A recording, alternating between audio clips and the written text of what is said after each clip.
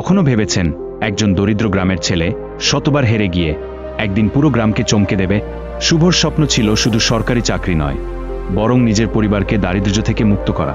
কিন্তু সবাই যখন তাকেই বলেছিল তুই পারবি না, তখন কিভাবে সে বারবার ভেঙে পড়ে আবার উঠে দাঁড়াল।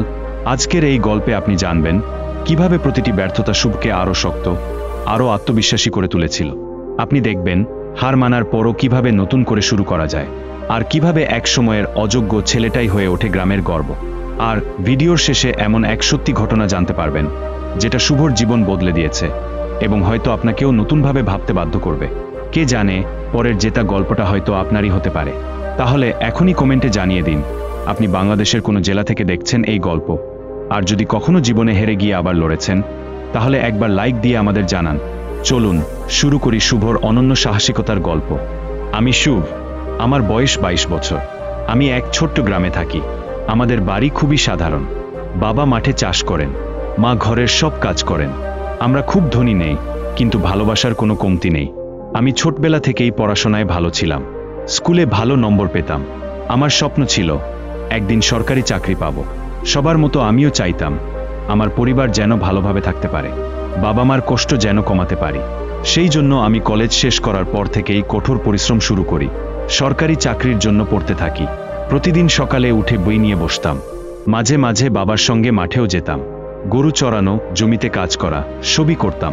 তবুও পড়া বাদ দিতাম না। প্রথম বছর পরীক্ষা দিলাম। খুব আশা ছিল কিছু একটা হবে, কিন্তু রেজাল্ট বের হলো, নাম নেই। মনটা ভেঙে গেল। ভাবলাম কোথায় ভুল করেছি। মা এসে বললেন কিছু হয়নি বাবা, আবার চেষ্টা করো। বাবাও কিছু বললেন না, শুধু চুপচাপ আমার দিকে তাকালেন। আমি আবার পড়া শুরু করলাম। এবার আরও বেশি সময় দিলাম। সকালে উঠে পড়া, দুপুরে বাবার কাজে সাহায্য, রাতে ফিরে আবার পড়তে বসা। এইভাবেই চলতে লাগল। দ্বিতীয়বার পরীক্ষা দিলাম। এবারও রেজাল্টে নাম নেই। এবার শুধু মন খারাপ নয়, খুব কষ্ট পেলাম। মনে হলো আর হয়তো পারব না। এমন সময় গ্রামের কিছু লোক হাসতে লাগল। কেউ বলল আর কতবার পরীক্ষা দিবে।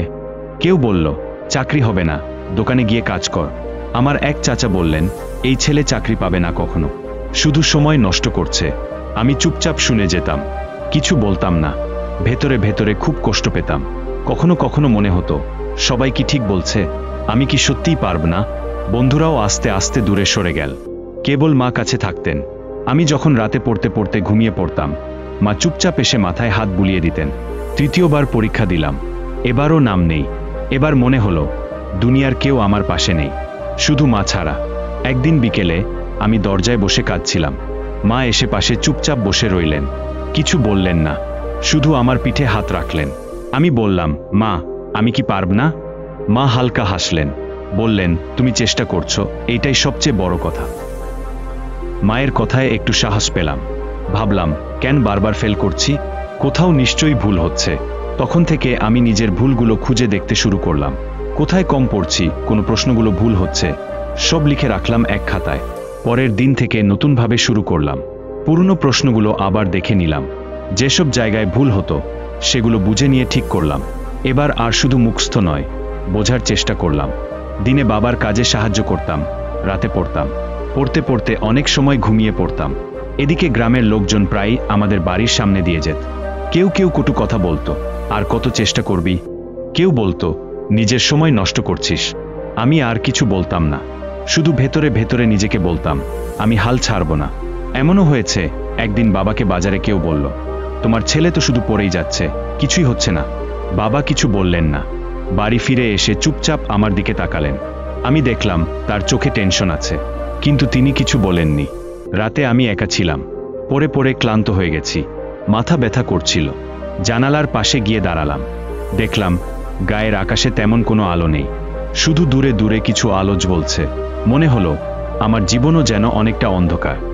সেই রাতে আমি নিজেকে কথা দিলাম আমি হাল ছাড়ব না, যতবার দরকার চেষ্টা করব, নিজের ভুল খুঁজে ঠিক করব। মা বলতেন চেষ্টা করলে একদিন ঠিকই হবে। এরপর থেকে আমি নিয়মিত নিজের পড়া গুছিয়ে নিলাম। সকালে উঠে পড়া, দুপুরে কাজে সাহায্য, বিকেলে আবার পড়া।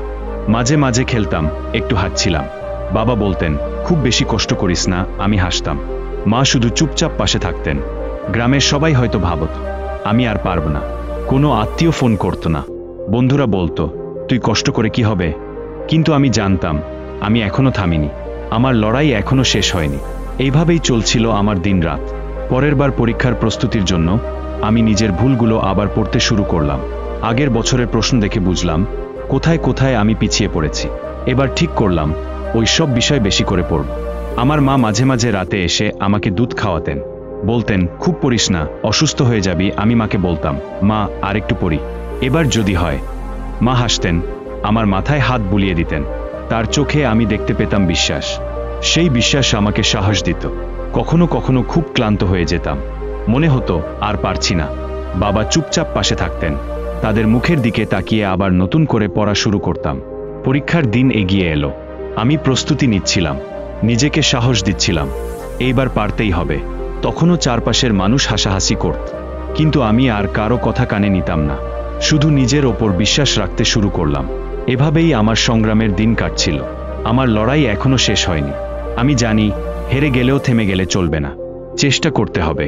একদিন ঠিকই সাফল্য আসবে।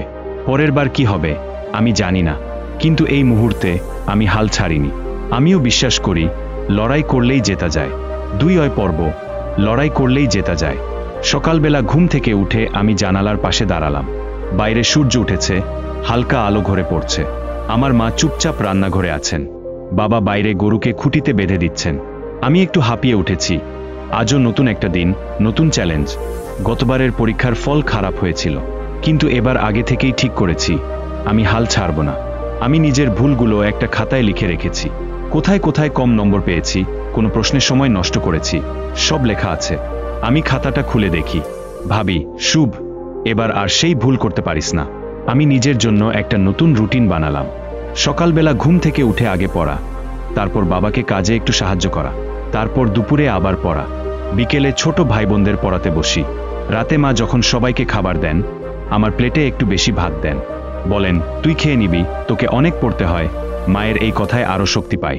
প্রতিদিন রাতে পড়ার টেবিলে বসি। অনেক সময় চোখ জ্বলতে থাকে, ঘুম পায়, কিন্তু আমি নিজেকে বলি শুভ আর একটু পড়, তোর জন্য, তোর পরিবারের জন্য। মাঝে মাঝে রাত করে পড়তে গিয়ে মা এসে বলেন আর কত পড়বি, একটু ঘুমা। আমি মাকে বলি মা আর একটু পড়ি, তারপর শুয়ে যাব, তুমি চিন্তা করো না। বাবা বেশি কথা বলেন না, কিন্তু একদিন সকালে মাঠে যাওয়ার আগে আমার কাঁধে হাত রেখে বললেন, দেখিস তুই পারবি, কেউ যদি হাসে তাদের কথা ভাবিস না। বাবার সেই কথায় আমার বুকটা গরম হয়ে ওঠে। এভাবে মাসের পর মাস চলে যায়।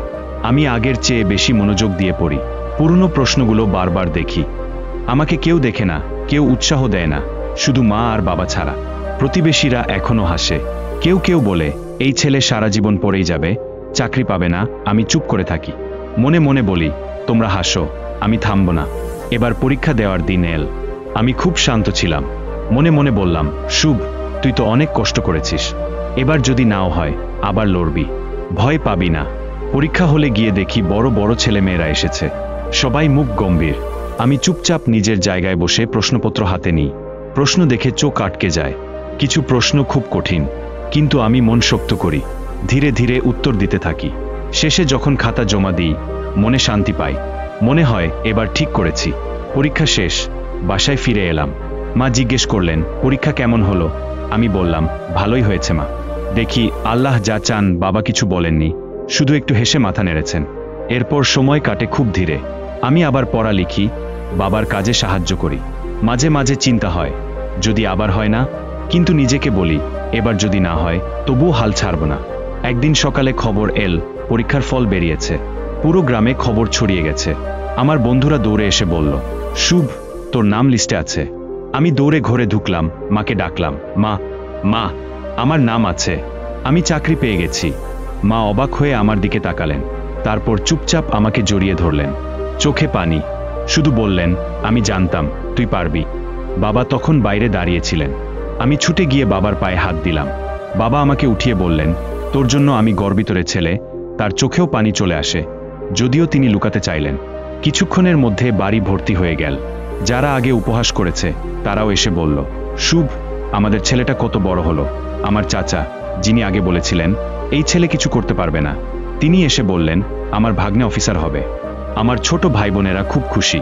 মা রান্নাঘরে মিষ্টি করছেন, সবাইকে খাওয়াচ্ছেন, পুরো ঘরে উৎসবের মতো আনন্দ। তখন আমি চুপ করে দাঁড়িয়েছিলাম, সবাইকে দেখছিলাম। মনে হচ্ছিল এতদিনের কষ্টের দাম পাওয়া গেল। আমি ভাবছিলাম, যদি আগেই হাল ছেড়ে দিতাম, আজকের এই দিনটা কখনো দেখতাম না। সেই রাতে আমি ছাদে এসে দাঁড়ালাম, আকাশের দিকে তাকালাম, মনে মনে বললাম, ধন্যবাদ মা, ধন্যবাদ বাবা, ধন্যবাদ আমার নিজের চেষ্টা। আমি হেরে গেলেও থামিনি। পরের দিন সকালে গ্রামের ছোট ছোট ছেলেরা এসে আমায় জিজ্ঞেস করল, দাদা, তুমি কেমন করে চাকরি পেলে? আমি সোজা বললাম, হেরে গেলে ভেঙে পড়বে না, বারবার চেষ্টা করবে, ভুল হলে শিখে নেবে, তাহলেই একদিন জিততে পারবে। অনেকেই এসে বলল, তুই আমাদের আশা দেখিয়েছিস। আমি বুঝলাম, যখন কেউ তোমার কষ্ট দেখে না, তখনও চেষ্টা থামানো যাবে না। সবাই শুধু ফল দেখে, কষ্ট দেখে না, কিন্তু নিজের কষ্ট আর বিশ্বাসই তোমাকে জেতাবে। আমি আবার পড়ার টেবিলে বসি, এবার নতুন স্বপ্ন, আরও বড় কিছু করার। মা হাসেন, বলেন, এখন একটু বিশ্রাম নে। আমি মাকে বলি, মা, স্বপ্ন তো শেষ হয় না। এভাবেই আমার গল্প শেষ নয়। আমি জানি জীবনে অনেক নতুন চ্যালেঞ্জ আসবে, কিন্তু এখন আমার মন শক্ত। আমি জানি হেরে গেলে থামতে নেই, বারবার উঠতে হয়, তবেই একদিন সাফল্য আসে। তোমাদের বলি, তোমরা কখনো হেরে গেলে থেমো না, চেষ্টা চালিয়ে যাও, ভুল থেকে শেখো, নিজের ওপর বিশ্বাস রাখো, দেখবে জয় তোমার হবেই। এটাই আমার জীবনের গল্প। তোমরা সবাই ভালো থেকো, স্বপ্ন দেখো আর পরিশ্রম করো।